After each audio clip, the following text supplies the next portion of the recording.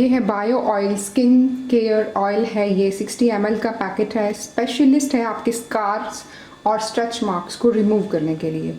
ये हेल्प करता है आपके पुराने और नए स्कार्स को रिड्यूस करने के लिए। स्ट्रेच मार्क्स जो प्रेगनेंसी में हो जाते हैं जब, या फिर वेट गेन से हो जाते हैं, उसको ये रिड्यूस करेगा। अनइवन स्किन टोन मीन्स अगर आपके लाइट और डार्क स्किन टाइप्स है, अनइवन स्किन टोन है, उसको इम्प्रूव करेगा।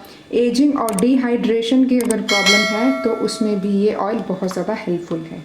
इसमें जो मेन इंग्रेडिएंट है वो है प्योरसेलिन ऑयल, जो कि ईजिली एब्जॉर्ब हो जाता है और बहुत ज़्यादा इफ़ेक्टिव है।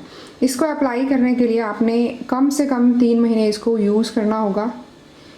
इसको आपने 2 बार दिन में यूज़ करना है और कम से कम 3 महीने यूज़ करना है। प्रेगनेंसी में आप इसको सेकेंड ट्राइमेस्टर से स्टार्ट कर सकते हैं और रिज़ल्ट जो है इंडिविजुअल टू इंडिविजुअल वेरी करेगा।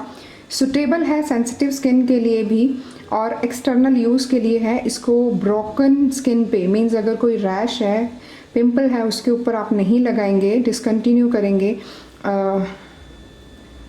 अगर स्किन में कहीं पे भी आपका कट है, आप उस पर नहीं लगाएंगे। और अगर स्किन की इरिटेशन फील होती है आपको तो आप इसको डिसकंटिन्यू कर दें। इसको आइज़ के आसपास नहीं लगाना है। आइज़ में चला जाता है तो आपको आइज़ वॉश करनी है जल्दी से, क्योंकि ये हार्म कर सकता है आपकी आइज़ को। 450 का ये बॉटल है, 36 मंथ्स इसकी एक्सपायरी है and then this is 60 ml। So bio oil बहुत सुना था इसलिए मैंने सोचा एक बार ट्राई करती हूँ। Bio oil skin care oil, ये हमने स्ट्रेच मार्क्स के लिए यूज़ करना है।